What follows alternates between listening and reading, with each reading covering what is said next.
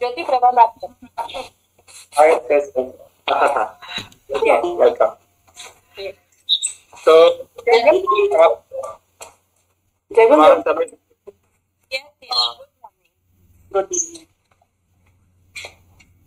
समय हो गया, हम शुरू कर लेते हैं। और आज आपकी बारी है, आप लोगों को आपके अनुभव के बारे में बताना है। कुछ समस्या है, प्रश्न हुए हैं पूरे सप्ताह में, तो इसके बारे में थोड़ा हम स्पष्टता चाहेंगे। आप भी चाहते होंगे स्पष्टता, कुछ आपके मन में शंका प्रश्न कुछ तो हमने स्पष्ट करना चाहिए। विषय हमें अपने गहरे अनुभव में लेके जा सकते हैं। अगर हमारे विचार स्पष्ट नहीं है, किसी कारणवश हम सुन रहे हैं लेकिन मन में कुछ प्रश्न निर्माण हो रहा है, तो उस प्रश्न का हमें समाधान या हमें चर्चा करके उसमें से हमें अपने आप को और गहरे अनुभव में ले जाना है।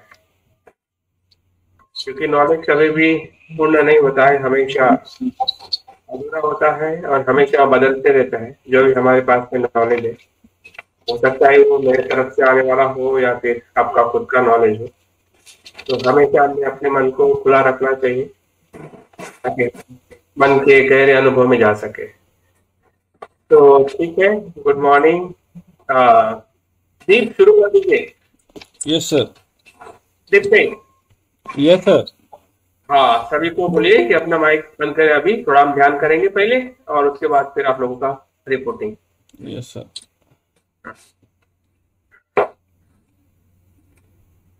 जय Bhim to all of you and good morning. मैं दीप सिंह बोधिचित्ता माइंडफुलनेस एकेडमी की तरफ से आप सभी का इस कोर्स के 7वें दिन में अपने हृदय से स्वागत करता हूं। और कल हमने सीखा था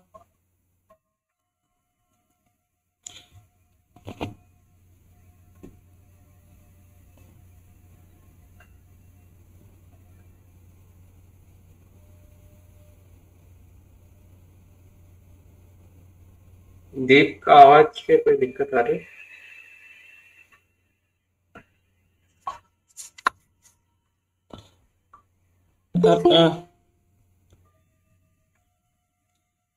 जय Bhim to all of you. मैं आपका एक बार फिर बोधिचित्ता माइंडफुलनेस एकेडमी की तरफ से बहुत बहुत स्वागत करता हूं। माइंडफुलनेस एंड विपश्यना ध्यान के 30 दिवसीय कोर्स में के 7वें दिन में आपका स्वागत है। कल हमने सीखा था ध्यान का दूसरा स्तर, जिसमें प्रीति, सुख व एकाग्रता का हमने अभ्यास किया और उसके बाद मुदिता भावना की विधि का भी हमने सीखा। आज हम सबसे पहले कुछ 10 मिनट तक लगभग आनापानासति ध्यान, जो शायद हमने दूसरे दिन में सीखा था, उसका अभ्यास करेंगे। और उसके बाद फिर जो भी हमारे जितने भी साधक इसमें शामिल हैं कोर्स में, उन सबके जो भी प्रश्न या कोई उनके मन में विचार है ध्यान को लेके, उसके बारे में चर्चा की जाएगी। तो मैं डॉक्टर मनीष मेश्राम जी से अनुरोध करता हूँ कि वो आनापानसति ध्यान को कंटिन्यू करें। Doctor Manish Meshram. Thank you Deep Singh. तो बहुत ही अच्छा। हम आगे बढ़ते जा रहे हैं, लेकिन बढ़ते बढ़ते थोड़े हमें अपने चित्त को, अपने मन को एक दूसरे से हमें साझा भी करना है, क्योंकि हम अपने पूरे कोर्स में जो अलग अलग जगह से हम इकट्ठा हुए सभी साधक हैं, या हम मेडिटेटर कह सकते हैं अपने आप को, क्योंकि हम मेडिटेशन कर रहे हैं। और हमारे स्वभाव अलग है, हमारा अनुभव अलग है। फिर भी हम जब इकट्ठा आते हैं तो ऐसा कहते हैं कि हमारे भीतर एक बोधिचित्त की निर्मिति होती है। बोधिचित्त की निर्मिति मतलब हम सब एक चित्त से बने हुए हैं, या एक दूसरे के प्रति हमारी जो संवेदनशीलता जो है, हमारे सच्चे मन का जो स्वभाव है, जो बुद्ध ने बुद्धत्व के अनुभव में उन्होंने देखा और उसका विकास किया, और उसी की हमें शिक्षा दी है। तो ऐसे चित्त को जब हम अनुभव करना चाहते हैं तो उसका कुछ प्रयोग भी होता है, प्रक्रिया होती है। तो मुझे लगता है कि ये प्रक्रिया है कि हम इकट्ठा आ रहे हैं अलग अलग जगह से अलग अलग हमारे जो मित्र है, जो भाई बहन है, या हम उससे भी थोड़ा और गहरे अर्थ में जाते हैं कि हम अलग अलग स्वभाव के मनुष्य हैं, इंडिविजुअल्स हैं। तो आप लोगों से जब हम सुनेंगे, बाकी लोग सुनेंगे, तो निश्चित ही है कि हमारा जो चित्त है, मन है, एक दूसरे के प्रति ग्रहणशील होगा। और ग्रहणशील होने से ही हम एक दूसरे के प्रति एक मनुष्य होने का जो अनुभव है वो हम साझा कर सकते हैं, या उनके प्रति हम समानता का अनुभव कर सकते हैं। तो उस अनुभव को सुनने के पहले हम अपने मन को देखते हैं आनापानसति ध्यान के अनुभव से। So let you start Anapanasati ध्यान भावना। जैसे कि हमारे शरीर को तैयार करने के लिए थोड़ा एक्सरसाइज कर लीजिए, शरीर को मसाज करें।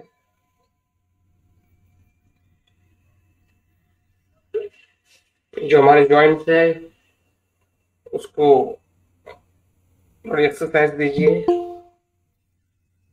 हाथ है, कमर है, हर जगह पे जब आप हाथ लगाते हैं, स्पर्श करते हैं और थोड़ी मसाज करते हो, तो धीरे धीरे उसके भीतर का जो पेन है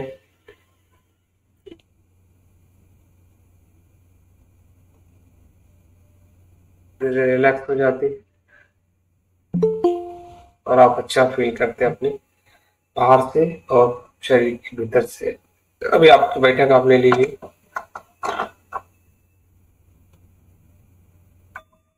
Take your own position, comfortable position for meditation. Right now, we are doing meditation of Anapanasati. धीरे से आंखें बंद करें और दो ऐसे गहरी सांस लीजिए और छोड़िए,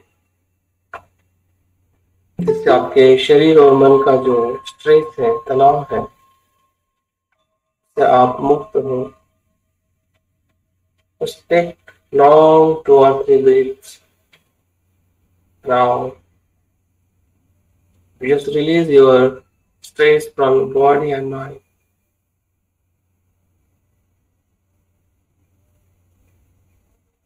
ध्यान के लिए अभी आप तैयार हो। आपका शरीर, आपका मन, और संकल्प करेंगे आनापानसति ध्यान से मेरे चित्त को एकाग्र करना है, एकरूप करना है, सजग। Just clear your purpose of meditation, to commit yourself this meditation for cultivate my consciousness, mindfulness and concentration. To start meditation on mindfulness, breathing.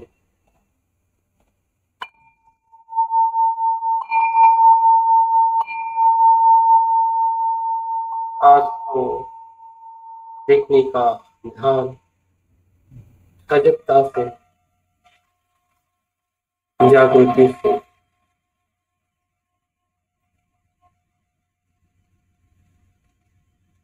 हमारा बाहर भटकने वाला मन धीरे धीरे भीतर अपने सांस को अनुभव कर रहा है। सांस की तरफ एकरूप हो रहा है, श्वास भीतर जा रहा है, आप उसे अनुभव कर रहे हैं। श्वास भीतर जा रहा है, श्वास बाहर आ रहा है, आपका चित्त अनुभव कर रहा है।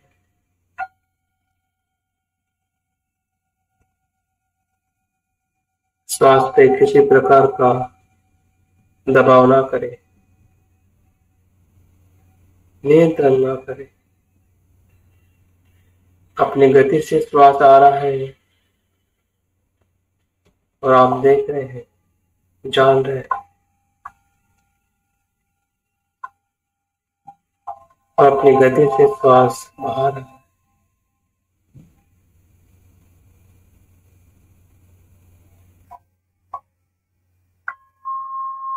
जैसे शक्कर में पानी और पानी में शक्कर घुल मिल जाती है, वैसे ही आपका श्वास और आपका चित्त एक रूप हो रहा है।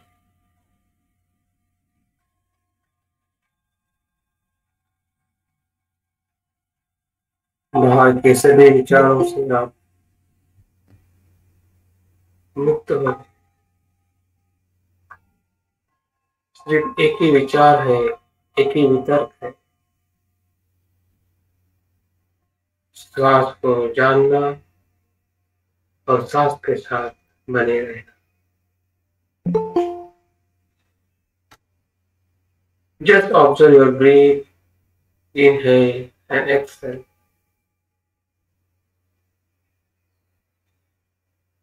Just think about your breath. Just experience. Breath goes in and you know breath goes in. Breath comes out. You know breath comes out.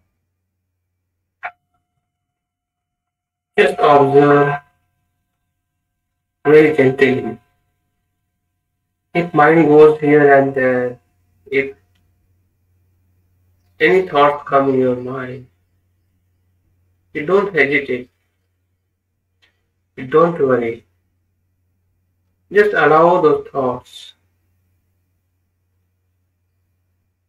and look at thoughts coming and going, like your breath, and bring your attention again on the breath, present moment. अगर मन में कुछ विचार आ रहे हैं, कुछ कल्पनाएं आ रही है, उसको आने दीजिए,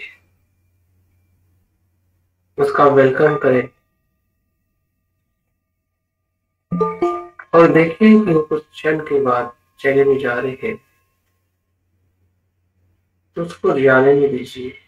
Just allow and letting go.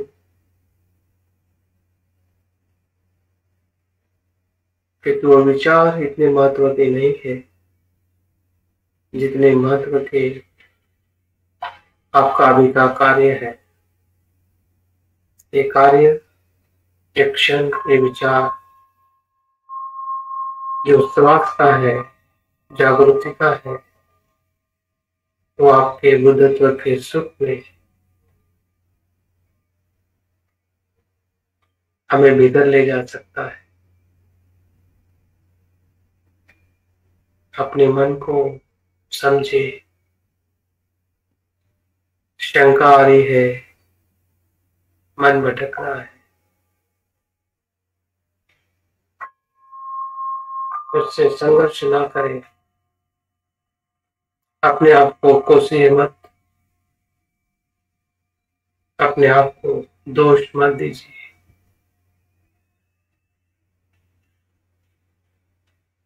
आप दोषी नहीं है,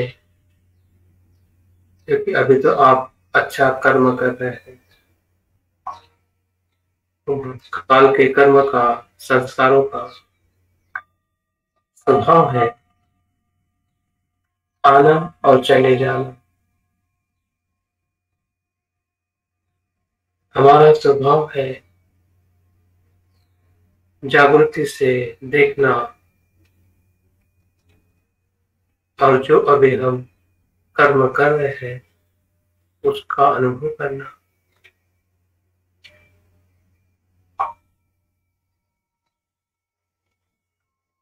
यही ध्यान की पहली अवस्था है, जिसमें वितर्क है, विचार है, प्रीति है, सुख है, और एकाग्रता है।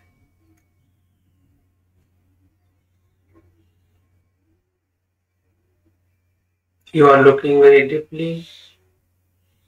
You are knowing what is happening right now in this moment. You are knowing you are sitting on meditation. You are knowing what your body. You are knowing what is happening in your body, in your mind. Mind does work in two ways. Mind goes and here and there. That is a wandering mind. And one mind work, becoming aware, mindful.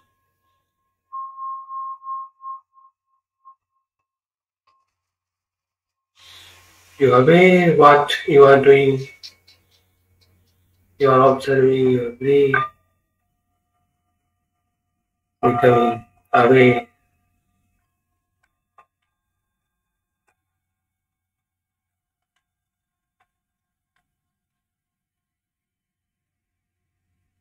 अपने चित्त में आने वाले विचार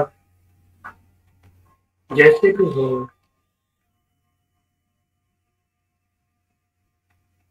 वो आपका कर्म नहीं है। आपका कर्म है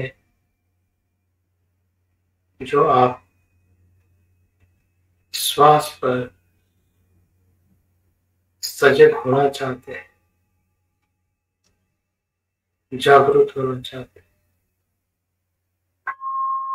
जागृति से देखें,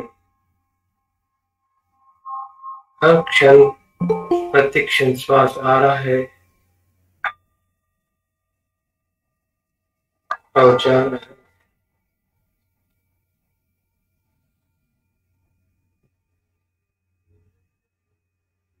श्वास का गति धीरे धीरे धीमे हो रहा है, सूक्ष्म हो रहा है। उस सूक्ष्म अनुभव को आप स्पर्श का अनुभव कर रहे हैं। स्पर्श का अनुभव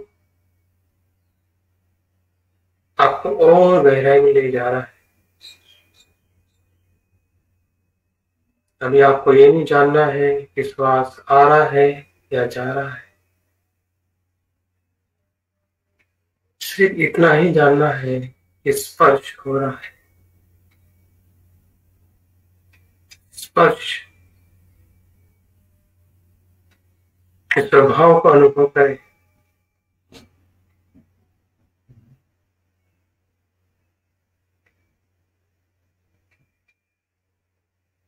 उसका लक्षण क्या है,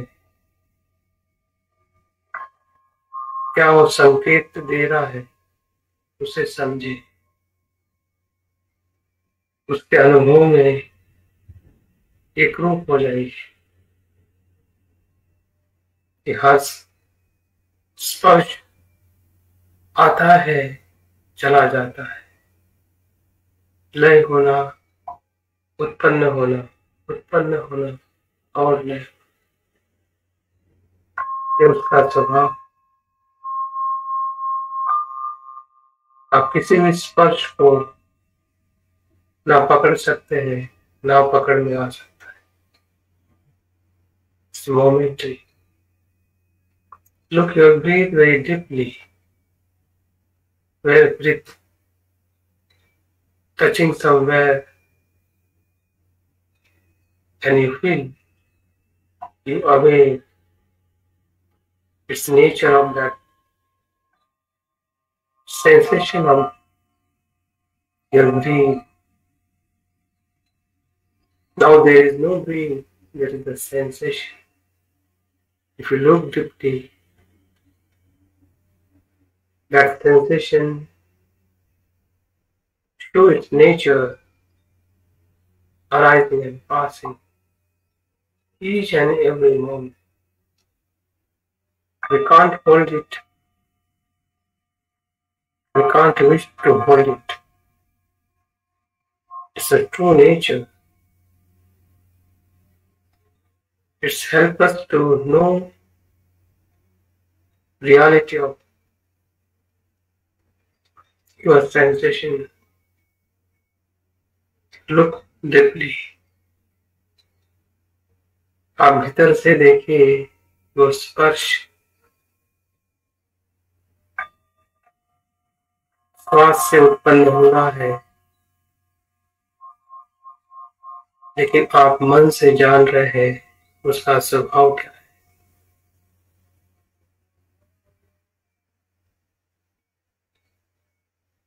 उसका आना और जाना क्षण प्रतिक्षण, उसका अनुभव वही आपका अनुभव है।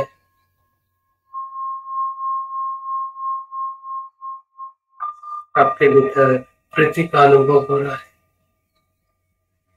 क्योंकि मन वर्तमान में है।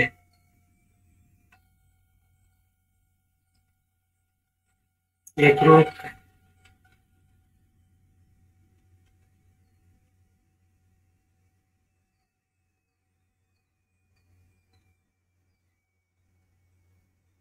सत्य को अनुभव कर रहा है, जैसा है वैसा अनुभव कर।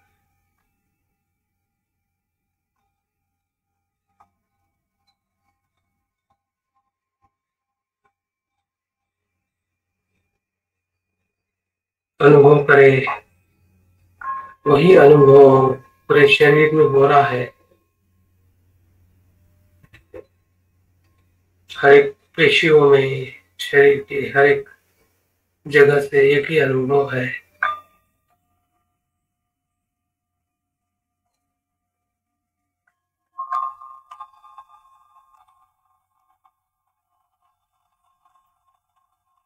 उत्पन्न हो रहा है और नहीं।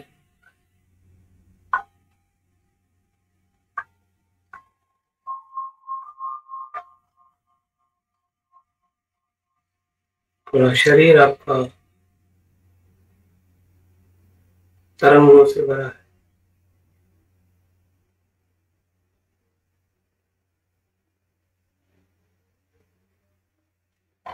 क्षण प्रति क्षण बदल रहा है अपने स्वभाव से। उसे आप सजगता से देख रहे हैं, आप अनुभव कर रहे हैं।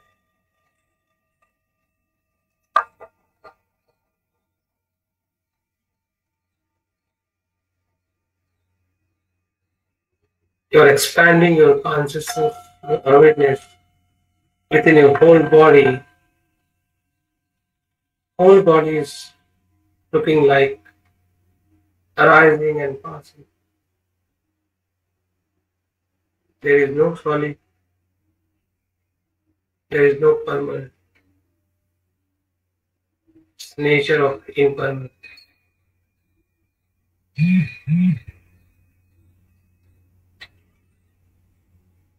Your mind free from all delusions, attachments, or fear. You are knowing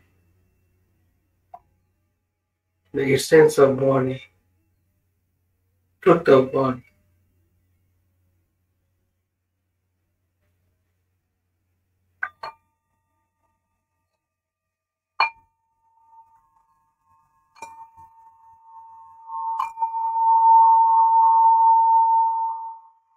ध्यान को धीरे धीरे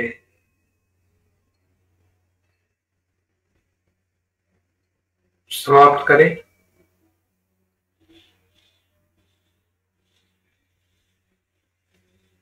और जो आपने अनुभव लिया है उसे भीतर ग्रहण करें, आपके मन में, आपके शरीर में।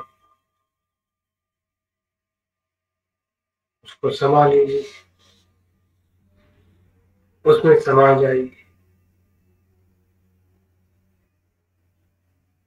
देखिए कि जो आपका अच्छा और बुरा जो भी अनुभव रहा है,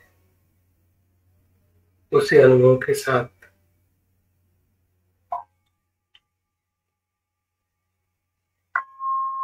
आपके जीवन में संकल्प करें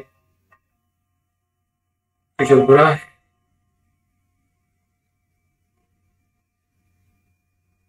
तो त्यागने का काया वाचा मन से हमें संकल्प करना है, और जो अच्छा है उसको काया वाचा मन से बार बार करने का प्रयास करना है।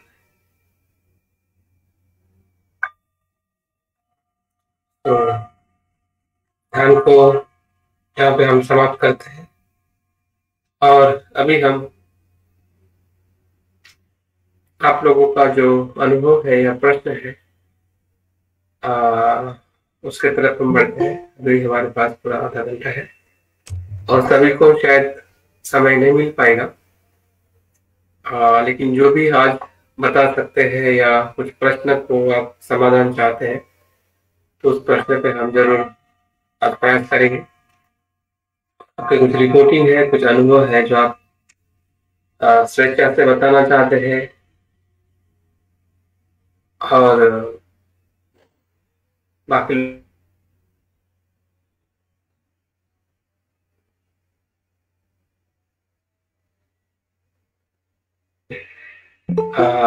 जो बताना चाहते हैं वो अपना माइक अनम्यूट करें। कुछ प्रश्न पूछना चाहते हैं तो अभी का प्रवास हम इस नए सेशन में हम आगे बढ़ाते हैं।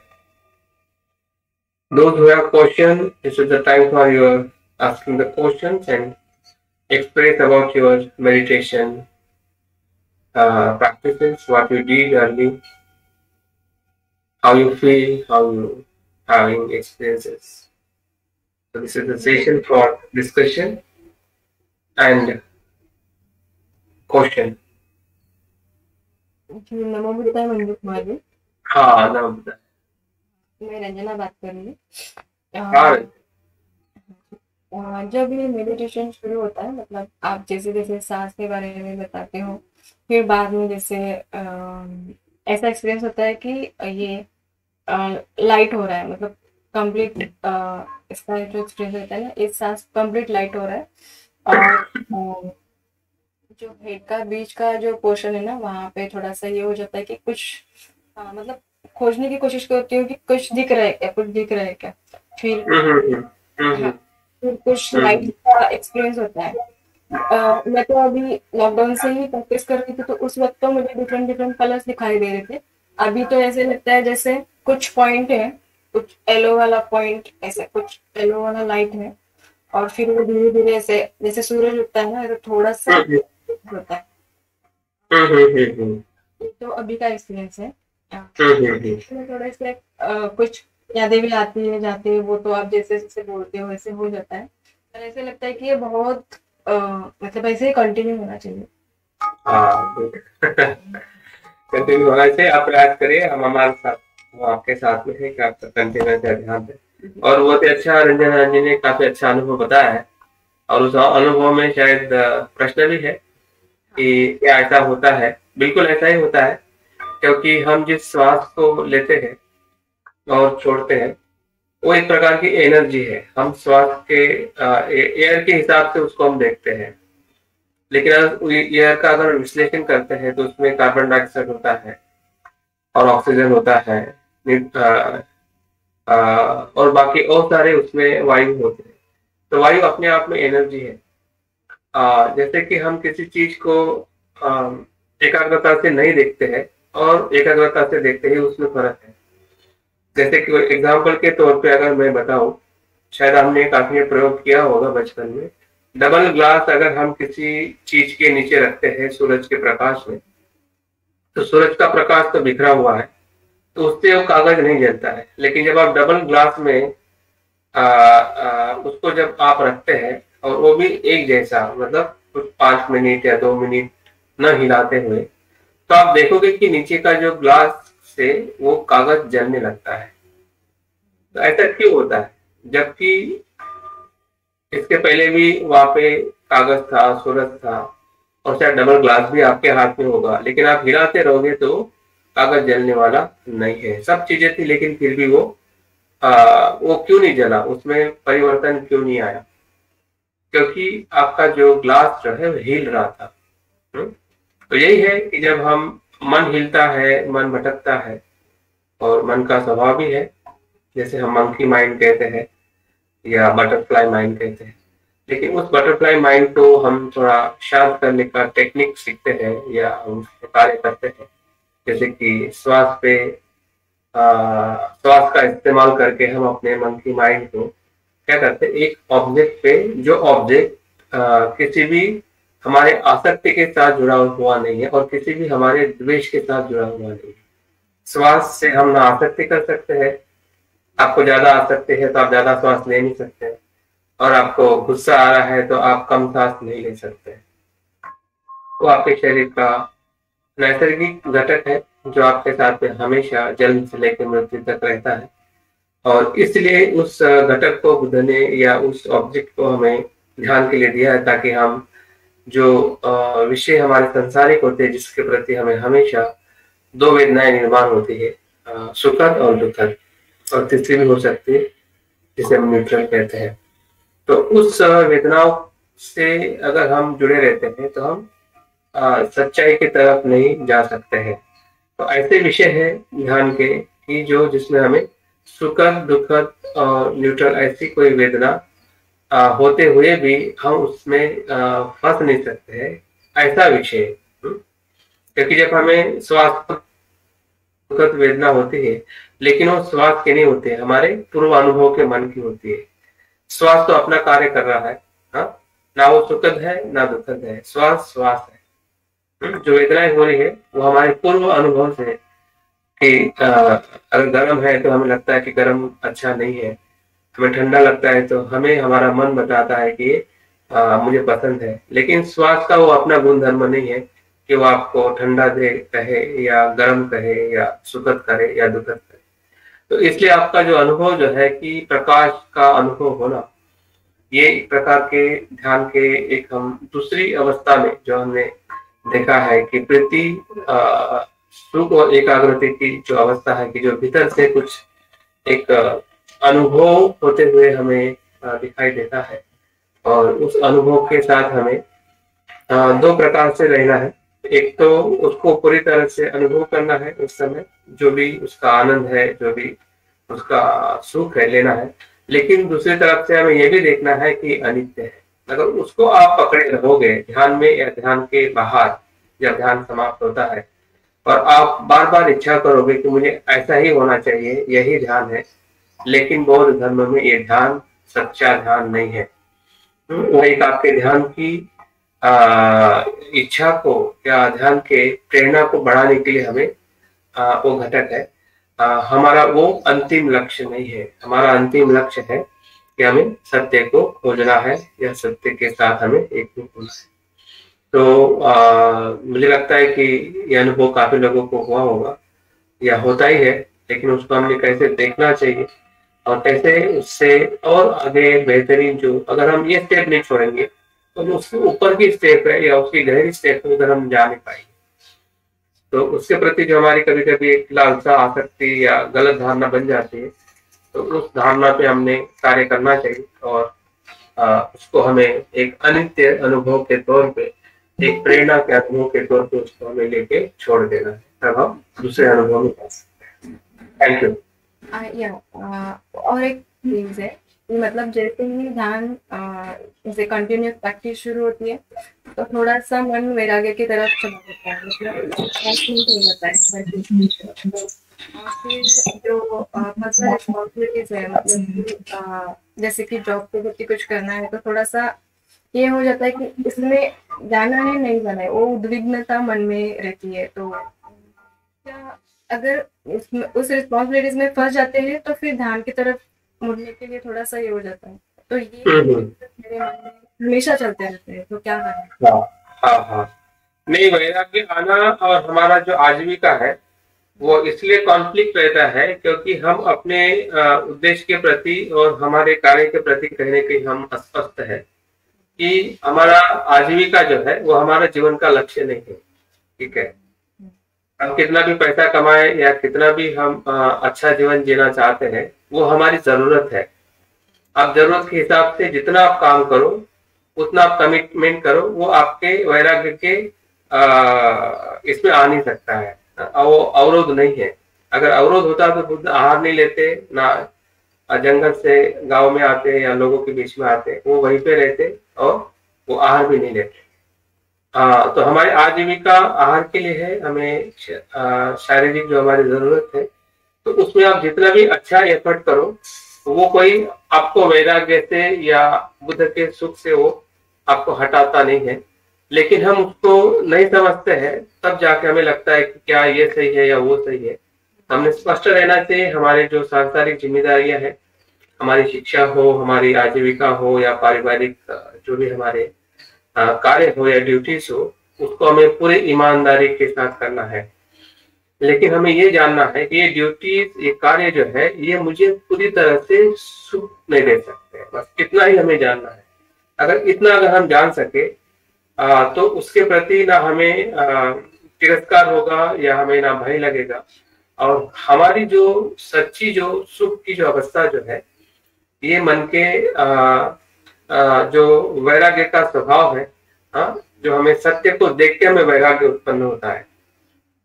ऐसे ही वैराग्य उत्पन्न नहीं होता है जब हम अपने सत्य को देखते हैं कि ये आसक्ति अनित्य है या मैं अनित्य हूँ, तो उस अनित्य और उस आसक्ति में मैं कैसे रह सकता हूँ। वही हमें वैराग्य की तरफ या बुद्ध के सत्य की तरफ हमें आगे ले जाता है।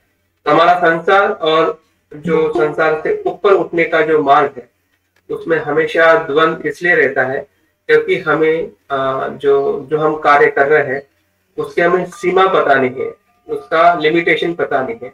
अगर आप लिमिटेशन देख लोगे, ये इतना ही दे सकता है, तो उतना ही आपको उसके लिए जिम्मेदारी से या आपके शक्ति से हमें काम करना है, परिवार के लिए हो या हमारे जॉब के लिए हो।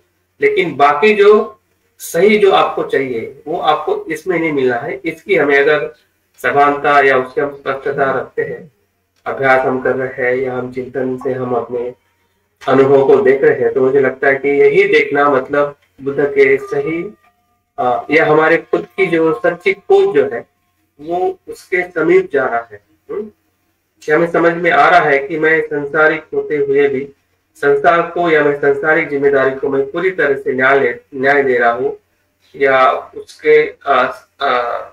उसके मर्यादा को समझते हुए जो मेरी सही खोज जो है मनुष्य को प्राप्त करने की या बुद्ध को प्राप्त करने की, उधर भी मेरा मन बढ़ रहा है, क्योंकि मैं जान रहा हूँ कि मुझे ये करना है। लेकिन इसमें फंसना नहीं है।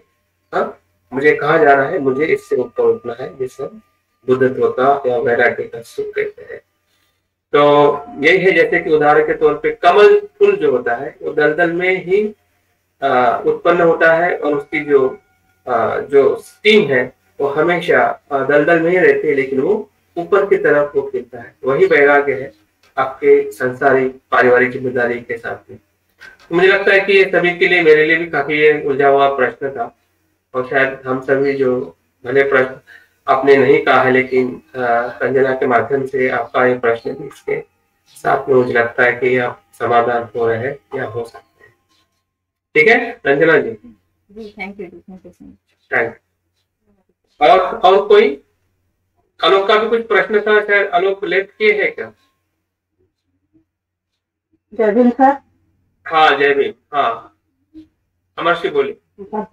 पद्मा मोटे बोल रहे थे। हाँ पद्मा दी आप बोलिए। हाँ बोलिए। बहुत अच्छा लग रहा है सर। अभी हम लोग 7 दिन से ध्यान कर रहे हैं बहुत अच्छे से। आनापान सती, मैत्री भावना और उपचार समाधि, हर प्रकार का ध्यान करके प्रैक्टिकल लेके हमको बहुत अच्छा लग रहा है। मुझे एक दिन दिक्कत आई सर बहुत।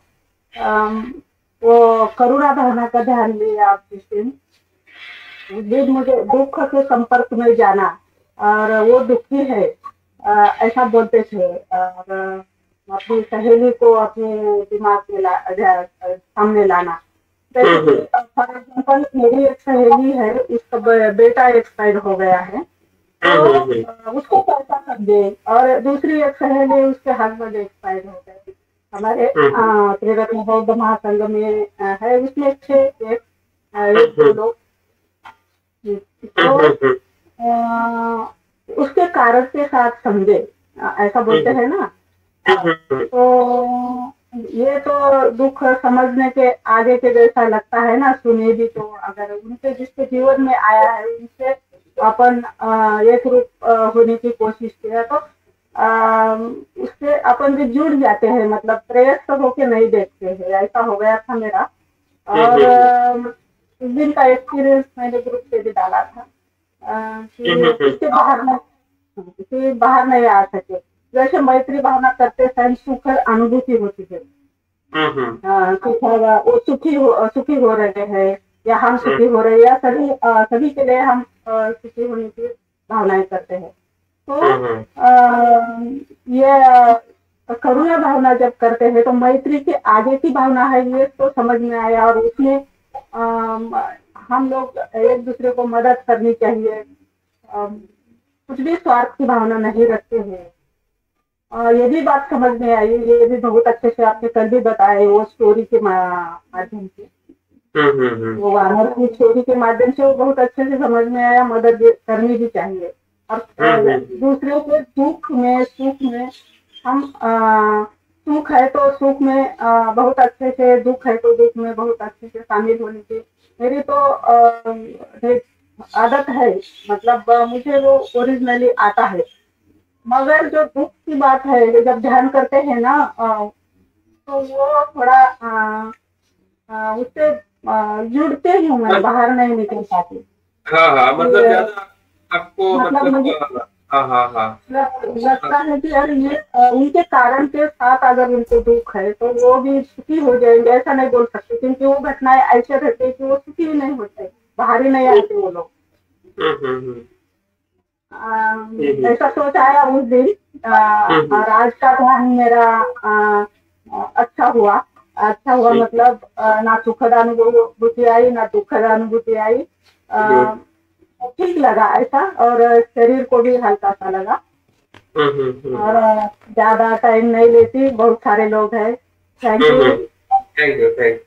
हाँ, नहीं, इसमें आपके अनुभव में एक प्रश्न भी है, शायद बाकी लोगों के लिए भी हो सकता है। चैलेंजिंग प्रश्न है कि हम दूसरे के दुख को जब हम महसूस करते हैं, तो हम काफी कमजोर रहते हैं कि हम उसको समझ नहीं पाते हैं, या उसमें बह जाते हैं, या हमें कभी कभी उसमें फंस गए हैं, या उनको कैसी मदद करना चाहते हुए भी हम नहीं कर पाते। जैसे कि उन्होंने कहा कि उनकी सहेली का पुत्र है, उनका पति है, वो एक्सपायर हुआ है, और उसका जो दुख जो है वो इनको भी दुखी कर रहा है, और समझ नहीं पा रहे कि वो उनको कैसे उन दुखों से मुक्त करें या उनको मदद करें। तो मैत्री भावना का जो आधार ही करुणा भावना है। अगर आप सही में, क्योंकि करुणा जो है वो आपके पूरे अस्तित्व को क्या करती है, बदल देती है। मैत्री भावना अस्तित्व को जोड़ती है। जोड़ने का मैत्री भावना काम करती है कि हर एक तत्व के साथ हम मैत्रीपूर्ण रहे, या हम किसी की हिंसा ना करें। इस बात पे वो मैत्री भावना है कि हम हर एक तत्व को, हर एक जीव को एक उसका अस्तित्व जैसा है, भले वो स्त्री हो, पुरुष हो, या अच्छा हो या बुरा हो, लेकिन वो मनुष्य है, और उसकी कुछ मर्यादा है अपने बुरे और अच्छे कर्म के लिए। लेकिन साथ साथ में उसमें एक बुद्ध होने का एक सबसे बड़ी शक्ति है, और उस शक्ति को हम विश करते हैं कि जैसे कि वो सुखी हो, तो हम देखते हैं कि उसके अच्छे चित्त के साथ वो सुखी हो, ऐसा हम सोचते हैं कि उसके अच्छे कर्म के साथ। तो अच्छे कर्म करने का जो तत्व जो है, वही उसके भीतर बुद्धत्व का तत्व है कि कोई भी इंसान अपने जीवन में दुख नहीं चाहता है और सुखी ही होना चाहता है। ये जो भावना है हर एक मनुष्य की, और इवन प्राणियों की भी, आप जो बिल्ली हो, कुत्ता हो या कोई भी प्राणी हो, वो भी कभी दुख नहीं चाहता है, वो सुख ही चाहता है। अगर हम मनुष्य में देखें कि छोटा बच्चा हो या बूढ़ा हो, या श्रीमंत हो या श्रीमंत ना हो, या किसी भी जाति धर्म में जो भी हम पैदा हुए हैं या हम उस परंपरा को मानते हैं, तो वो भी इंसान जो है वो भी सुख चाहता है, दुख नहीं चाहता है। तो ये जो तत्व जो है, अगर इसको हम थोड़ा मूल आधार में उसका इस्तेमाल करें कि यही यही तो है, आप पूछिए और उसको देखिए, आप जानिए तो ऐसा ही है। और उसी भाव को आप एक्सप्रेस कर रहे हैं अपने ध्यान में, तो आपका जुड़ना जो है बिल्कुल निश्चित है, क्योंकि आप इच्छा नहीं कर रहे हैं, आप अपेक्षा नहीं कर रहे हैं, आप सच्चा प्यार कर रहे हैं। इच्छा में क्या होता है कि इच्छा में ये होता है कि अगर मैं ऐसा करूं तो मुझे ऐसा होना चाहिए। आपका स्वभाव है इसलिए आप कर रहे हैं, आपकी इच्छा है इसलिए नहीं कर रहे हैं। जब हम किसी पे मैत्री करते हैं तो दो प्रकार से करते हैं। हमें इच्छा होती है कि उससे मैत्री करें क्योंकि मेरा मित्र है, त्रैस्ते के प्रति हमारी इच्छा नहीं होती, इसलिए आप देखिए कि जैसा मैत्री भावना मित्र पे करते हैं वैसा हम त्रैस्त पे नहीं कर सकते, क्योंकि हमारी भावना ही निर्माण नहीं होती जैसी भावना हमें मित्र के लिए होती है। क्यों? क्योंकि हम मित्र को एक मित्र के साथ में एक आसक्ति भी है, लेकिन इस शत्रु या त्रैस्त की हमारी आसक्ति नहीं है। मैत्री तो कर रहे हैं लेकिन अलग अलग स्तर में है, क्योंकि हम समझ नहीं पा रहे हैं कि मैं मित्र को मैत्री क्यों कर रहा हूँ और त्रैस्त को मैत्री क्यों करना चाहता हूँ। वो मेरा मित्र है इसलिए मैं उससे मैत्री नहीं कर रहा हूँ, बल्कि वो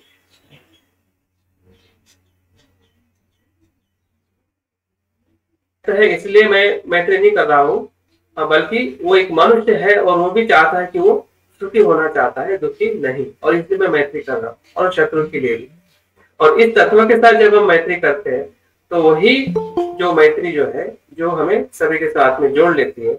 और करुणा क्या करती है कि जो अगर आपने जुड़ लिया है और कोई दुख में पड़ा हुआ है, जैसे कि आपके सहेलिया अगर दुख में है किसी के प्राण जाने से या मृत्यु होने से, तो उनको आपको उस दुख से बचाना है, तो वो भाव जो है वो करुणा का भाव है। अगर मैत्री को अगर आपने सही तरीके से देखा है तो निश्चित ही है कि आप करुणा को भी उसी तरीके से देखोगे कि उसको मदद करने का मतलब क्या है। ये है कि आपको दुखी होना नहीं है, पहली बात। आपको दुखी होना नहीं, दुख को जानना है। अगर दुखी होके उनको मदद करोगे तो आप भी रोते रहोगे, या आप भी निराशा में चले जाओगे, या भय में चले जाओगे। तो आपको भी ऐसा लगेगा कि उसका पुत्र मरा है तो शायद मेरा भी मरेगा, मेरा भी पति मरेगा, मुझे भी ऐसा होगा। ये तो हम उसके दुख को जान के हम दुखी हो रहे हैं, तो वो करुणा नहीं है। वो करुणा नहीं है, वो भय है, वो चिंता है, क्योंकि हमारा भी ऐसा ही अस्तित्व है जैसा उस व्यक्ति का है। तो हमें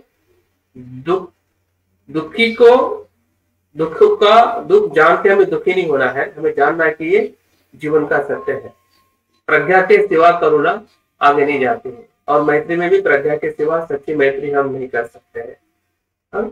सिर्फ मैत्री भावना करने से, व्यक्ति को याद करने से हमारी मैत्री अगर बढ़ जाती तो शायद हम अभी तक उस मैत्रीपूर्ण चित्त में हम एक रूप हो जाते हैं। क्योंकि हमारी मैत्री करते समय हम कहीं ना कहीं हमारी गलतियां हो रही है या कमियां हैं कि हम अपने उस स्वभाव से हम मैत्री को प्रयास नहीं करते। तो करुणा में भी हमें दिक्कत होती है, और मुदिता में भी होती है कि मुदिता में भी हमें किसी के प्रति जो अच्छे कर्म के प्रति जो हमें हर्ष होना चाहिए, एक आनंद का अनुभव होना चाहिए, शायद वो बहुत कम होता है। भीतर से हमें लगता है कि शायद मुझे मिल गया होता, शायद मुझे साथ में अच्छा होता, शायद मुझे अच्छा किसी ने कहा होता, उसको तो ये जो भीतरी जो भाव है वो भी कहीं ना कहीं हमारे मैत्री का सही तत्व का अनुभव नहीं होने की वजह से ही हमें होता है। तो आप उनके दुख को समझिए, लेकिन आप दुखी मत बनिए, ये पहली बात, क्योंकि आप जानते हैं, क्योंकि आपकी मैत्री आपके साथ में है। आप पूरी तरह से जानते हैं कि आप प्रज्ञावान हो। प्रज्ञावान होना मतलब मैत्री है। अनित्यता को जानना मतलब मैत्री है। जन्म के साथ मृत्यु निश्चित है, ये जानना मतलब मैत्री है। जब आप अपने आप के लिए जानोगे तो आप वही जानोगे कि जो आपके मित्र के लिए है। अगर आप अपने आप के लिए ही नहीं जान रहे हैं या आप भीतर से नहीं स्वीकार कर रहे हैं, ये शरीर आना और जाना उसका स्वभाव है। मेरे लिए वही है जो मेरे मित्र के लिए है, मेरे लिए वो जो है और सभी संसार के मनुष्य के लिए है। और इस भाव से जब हम करुणा करते हैं तो आपके भीतर का जो दुख है या आपके भीतर की जो आसक्ति है तो क्या हो जाती है, परिवर्तित हो जाती है। मतलब हम भागते नहीं है या आसक्ति के नाम पे हम पकड़े नहीं रहते हैं और छोड़ने के नाम पे हम संसार को क्या बोलते हैं, हम भाग नहीं जाते, भगोड़े नहीं होते, संसार में ही रहते हैं, लेकिन जानते हैं कि ये सत्य है। और सत्य के साथ जब हम किसी को उनके साथ में भी रहते हैं, उनको दो शब्द भी बोलते हैं, तब भी उनको एक धीरज मिलता है कि नहीं, उनके साथ में अगर आप हमेशा रहोगे तो आप उनकी जो भय है या उन्होंने जो खोया है उसको सवारते रहेंगे। तो उनको पता है कि ऐसा ही होता है, मैं कोई पहला व्यक्ति नहीं हूँ या मेरे घर में किसी का मृत्यु हुआ है।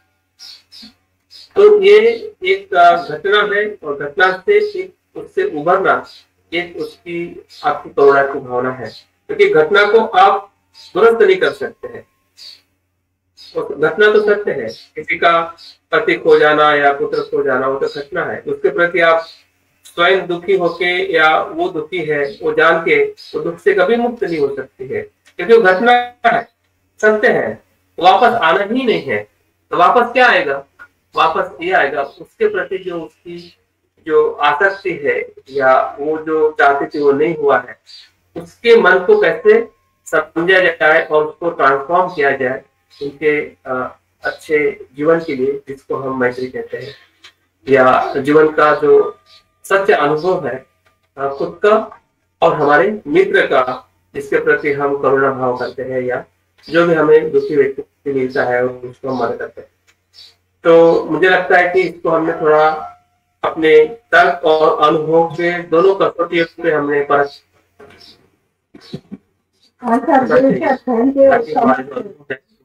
दुखी ना, ठीक है, मुझे लगता है कि कितना पर्याप्त है जो हाँ ठीक है। हेलो ओके हाँ नेक्स्ट हेलो हाँ जय हेलो बोलिए। मंजू कुमार हाँ हाँ बोलिए।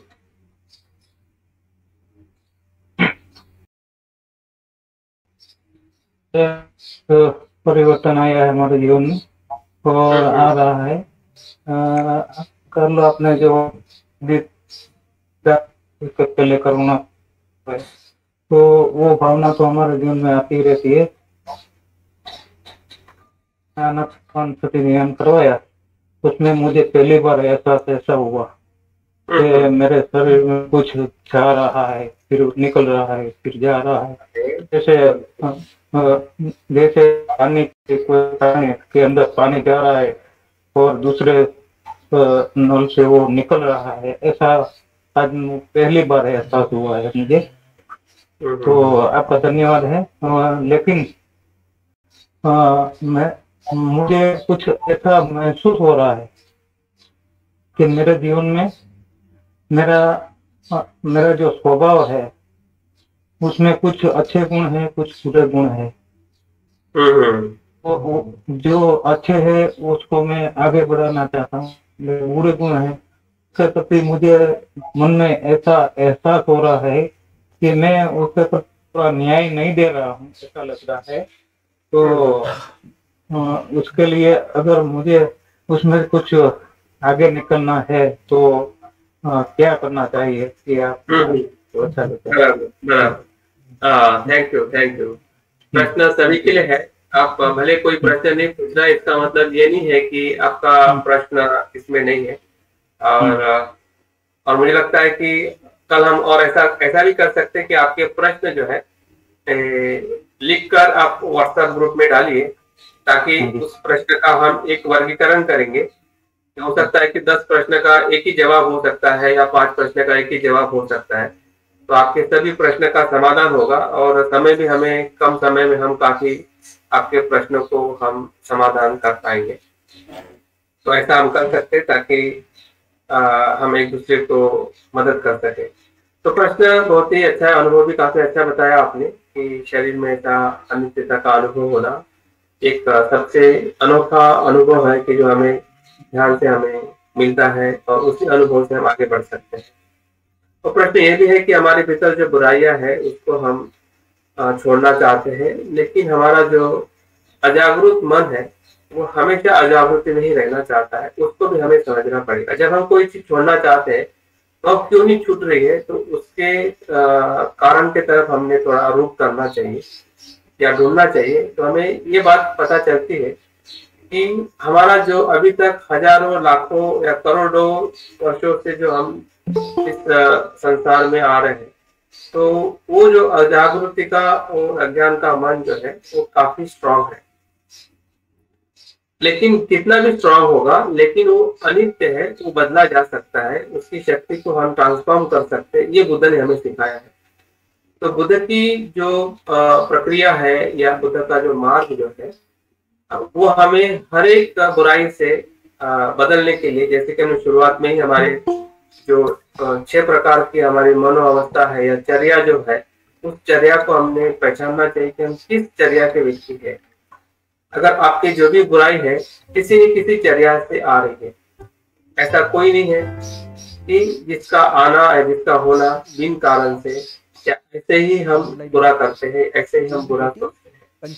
अगर बुरा हमसे हो रहा है, बुरा हम कर रहे हैं, तो निश्चित ही है कि हमें उस स्वभाव को हमें परखना पड़ेगा कि हाँ ये मेरा स्वभाव है और इसको मुझे बदलना है। अगर समझेंगे तो जरूर बदलेगा, अगर आप समझोगे नहीं, बदलना चाहोगे, तो गलत जगह पे आप काम कर रहे हैं। दर्द आपको पेट में है, आप सर दबा रहे हैं, because of the restriction that या we पैर में दर्द है, all cells आप have हाथ to be दबा of रहे the हैं, same height. दबा तो रहे हैं, Because they're of the same height, लेकिन आपको ये पता नहीं कि दर्द पेट में है, large number of columns तो जहाँ पे जिस स्वभाव से हमें दर्द sitting है, at the junction. उस स्वभाव की शक्ति को हमें ट्रांसफॉर्म करना है और पहचानना है कि स्वभाव कहाँ से बनता है। तो 4 या 5 बातों से हम स्वभाव को देख सकते हैं, जो भी हमारा स्वभाव है। एक है कि आप कैसे चलते हो, कैसे बैठते हो, उससे आपको पता चलता है। आप क्या खाते हो, कैसे खाते हो, उससे आपको पता चलता है। आप कैसे बोलते हो, कैसे सोचते हो, उससे आपको पता चलता है। आपके जो दोस्त हैं जिससे आप पसंद करते हो, नापसंद करते हो, उससे आपको पता चलता है। आपको क्या चीजें अच्छी लगती है और अच्छी नहीं लगती है, उससे आपको पता चलता है। तो ये जो हमारी जो गतिविधियां है उसको आप लिखोगे, परखोगे, तो आपको अपने आप ही पता चलेगा। अगर आप तीखा खा रहे हैं या मीठा खा रहे हैं या ज्यादा खा रहे हैं या किसी के साथ में आपको अच्छा लगता है, नहीं लगता है, तो आपको पता चलेगा कि आपका स्वभाव जो है द्वेष वाला है या मोह वाला है, अज्ञान वाला है या श्रद्धा वाला है या तर्क वितर्क वाला है। तो बस जैसा आप समझोगे वैसे ही वो शक्ति जो है आपको बदलने के लिए मदद करती है, क्योंकि आपका उसको समझना ही उसको बदलने की प्रक्रिया में वो लेके आता है। तो जो भी आपका स्वभाव आपको लग रहा है कि बदलना है, तो उससे पहले तो आप जानिए और उसके जो एंटीडोट है उसको भी जानिए। जैसे कि हमें कोई बीमारी होती है, डॉक्टर हमें एंटीडोट देता है, दवाई देता है ना, ताकि वो बीमारी पूरी तरह से नष्ट हो जाए। अगर आपका द्वेष को आप बदलना चाहते हैं, ठीक है, जानिए कि हाँ ये द्वेष तो मैं देख रहा हूँ, बोलने में आ रहा है, खाने में मुझे दिखाई दे रहा है या मेरी कृति में दिखाई दे रहा है, इसको मुझे बदलना है। तो मैत्री को ज्यादा से ज्यादा करिए। कहाँ से करें? हर तरीके से करें, बोलने में करिए, सोचने में करिए, खाने में करिए, आपके शरीर के प्रति करिए। आप हर तरीके से आप अपने लिए मैत्री को बढ़ाइए। मैत्री को बढ़ाओगे तो आपका द्वेष जो है या द्वेषी जो स्वभाव है उसको बदलने के लिए क्या मिल जाएगा? एक ऐसा एलिमेंट मिल जाएगा, ऐसी दवाई मिल जाएगी कि आपका द्वेष क्या करेगा, वो शक्ति क्या करेगी, वो शक्ति मैत्री में परिवर्तित होकर काम करेगी। फिर आपको ज्यादा अपने आप को दोष देने की जरूरत ही नहीं पड़ेगी, क्योंकि आप देख रहे हैं कि ये मेरी शक्ति जो है मैं मैत्री में इसको बदल रहा हूँ। गुस्सा आ रहा है तो थोड़ा शांत हो जाइए। आपको लग रहा है कि मुझे बोलना है गुस्से से, तो शांत हो जाइए।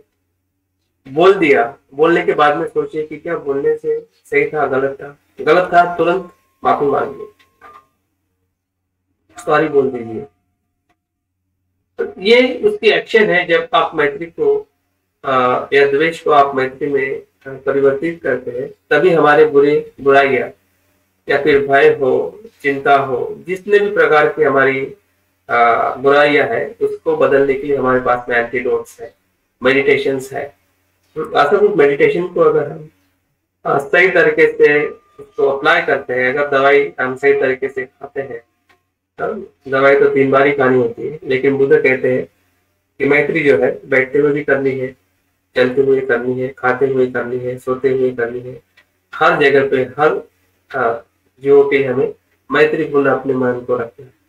तो मैत्री का मतलब सिर्फ ये नहीं है मैं मैत्रीपूर्ण कर्म करके मेरे शरीर को शुद्ध करता हूँ, और सिर्फ कहने के लिए नहीं है, जीने के लिए है।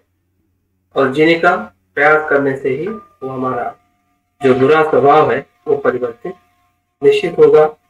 आप भी उम्मीद करें, बाकी सभी उम्मीद करिए कि हम जितने भी बुरे हैं उतने हम बुरे नहीं हैं। अगर बुरे होते तो ये हमें धर्म नहीं मिलता, ये मार्ग नहीं मिलता, या हम इस मार्ग पे नहीं चल पाते। आप देखिए आपके आसपास के लोग, वो नहीं चल पाते, आप ही क्यों चल पा रहे हैं? क्योंकि आप में अच्छाई है, तभी तो आप कुछ कर रहे हैं। तो वो उम्मीद आप अपने आप देखोगे तो आपके लिए आपकी मैत्री रहेगी, और जो नहीं चल पा रहे उनके प्रति आपकी करुणा रहेगी, लेकिन वो भी चलने के लिए मैंने उनको कैसे मदद करनी। तो आपकी पूरी शक्ति जो है, जो नकारात्मक बुराई जो है, वो पूरी तरह से, अगर एक अंगुलीमाल बदल सकता है, अमरपाली जैसी गणिका बदल सकती है, या जो भी बुरा इंसान बुद्ध के संपर्क में या सत्य के संपर्क में आता है, तब से लेकर अभी तक हर एक इंसान बदल सकता है। तो आप और मैं इधर लॉजिक इस्तेमाल करना है। तो मुझे लगता है कि हमने बुराई को देखते हुए आगे बढ़ना चाहिए। 5 निवरण आ रहे हैं, वो आपका कार्य नहीं है, वो परिणाम है। Thank you. मुझे लगता है कि इतना पर्याप्त है, समाधान आपको आपको खाने की और बाकी लोगों को भी प्रेरणा मिली हुई है हमने बुराई पे कैसे कार्य करने की। और कोई है हमारे पास? और 5 मिनट है। सर मुझे भी थोड़ा सा प्रश्न था। हाँ बोलिए। प्रश्न तो पहले मेरा ये है कि जब हम अनुशासित करते हैं तो आप जो जैसे बताया था कि श्वास छोटा है, बड़ा है, या गर्म है, ठंडा है, तो ये गर्म ठंडा लंबा होता है, महसूस तो होता है, लेकिन वो गर्म ठंडा में उसका आकार नहीं समझ में आता, उसका स्वभाव नहीं समझ में आता है।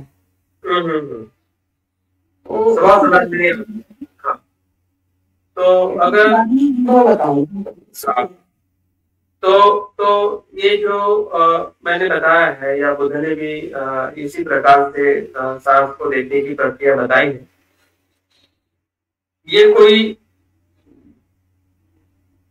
हमें इसको पकड़ के नहीं रखना है कि ऐसा ही होता है, बल्कि हमें सिर्फ जानना है जिस समय हम ध्यान की जिस प्रक्रिया में है और जिस प्रक्रिया से हमारा मन शांत हो रहा है, तो शुरुआत में इसलिए ऐसा कहा जाता है, या जो कह सकते हैं कि उसका प्रारंभिक स्वभाव है। जबकि बुद्ध ने कहा जैसे कि हम चलते हैं तो हमारी सांस की गति अलग होती है, बैठते हैं तो हमारी सांस की गति अलग होती है, या कोई विचार हमारे मन में अच्छे बुरे आते हैं, उससे भी सांस की गति आगे पीछे छोटी बड़ी होती है।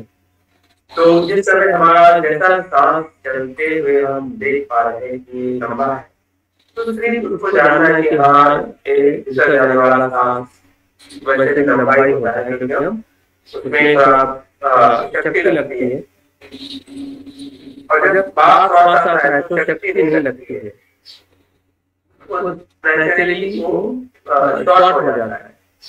जाते हुए श्वास हम लेते हैं तो हमें लंबा महसूस हो सकता है, या किस क्षण में छोटा होगा, किस क्षण में बड़ा होगा।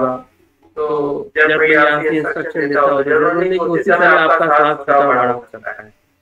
तो इस इंस्ट्रक्शन को भी ऐसे ही फॉलो ना करें, आप अपने अनुभव को फॉलो कर रहे हैं। आपका अनुभव समय अगर लंबे सांस लग रहा है तो आप उसको देखिए, जानिए लंबा हो रहा है। और स्पर्श में ऐसे ही है कि हमारा जो सांस लेने का या जो वायु कहते हैं, तो वही उसका आधार है कि कैसे जाने। आपने कहा है कि उसका गुणधर्म कैसे जाने, उसका साइंटिफिकली उसका गुण है कि ऑक्सीजन ठंडा होता है जब हम सांस लेते हैं, और जो कार्बन डाइऑक्साइड जो बाहर आता है वो थोड़ा गर्म होता है। हमें बोलना चाहिए कि ठंडा कहा है, गर्म कहा है, लेकिन वो उसका स्वभाव है। अगर आप थोड़ा शांत हो जाएंगे, आप थोड़ा उसको और गहराई से देखोगे, तो ये निश्चित ही उसका जो सेंसेशन है, प्राथमिक सेंसेशन, वो मतलब पूरा उसका संपूर्ण अनुभव नहीं है, लेकिन उसका एक पहलू जो है सांस का, वो हमें अनुभव होगा जो हमें ठंडा होता है। लेकिन उस सेंसेशन से हमें थोड़ा और आगे जाना है, उसके स्वभाव को भी जानना है। अभी सांस का सेंसेशन से ज्यादा हमारे मन में वेदनाएं हो रही है सेंसेशन की वजह से। स्पर्श और स्पर्श से वेदनाएं हो रही है, उसके बीच का जो अनुभव है, बार बार आ रहे हैं, वो अनित्य है, इसलिए ही हमारी वेदनाएं भी वैसी ही बनती है। अगर ठंडा स्वास्थ्य है तो हमारी मन की वेदना कैसी बनती है, हमें लाइट में आता है, या हम उसके प्रति आकर्षित होते हैं, या दुखद वेदना होती है। और जो गर्म सांस या गर्म स्पर्श में जाते हैं, तो आप देखिए मन में जो भी जो पसंद नहीं है उसको दुखद वेदना में होती है। यस सर, हाँ सर। तो ये जो वेदना जो हम देखते हैं श्वास के स्पर्श के माध्यम से, अगर आप श्वास का स्पर्श देखेंगे ठंडा हो या गर्म, लेकिन वो बदल रहा है, कोई गर्म नहीं होता, गर्म होता है ठंडा, गर्म आता है ठंडा होता है, और छोटा है।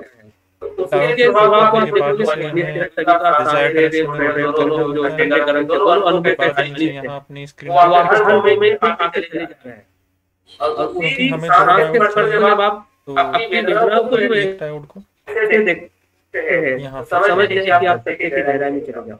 आपका जो मन है, जो हार्ट अटैक एक रजिस्टर न्यूरॉन में है, वहाँ से और आपके ध्यान के भीतर चला जाएगा कि आप उस अनुभव को जानते हुए सुख के या एकाग्रता के आप मन को विशेषण को ले पाना चाहिए। क्योंकि सांस जो है ना वो आपको आसक्ति की बीमार करता है, ना वो द्वेष की बीमार करता है, तो इसीलिए बल्कि उसके प्रति हमारी अज्ञानता है कि हमने जो एक मन हमारी देखना चाहिए